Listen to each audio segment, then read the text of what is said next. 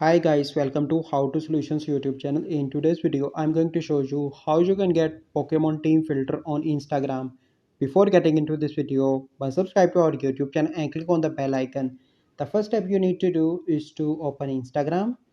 Once you open Instagram, you simply need to click on your story and then you need to click on camera and then you need to scroll here like I am doing, and in the last you will find the browse effect. Click on that and search here Pokemon Team, and here you can find this effect. Click on that, and if you want to try, you simply need to click on try it, and if you want to save, you simply need to click on save.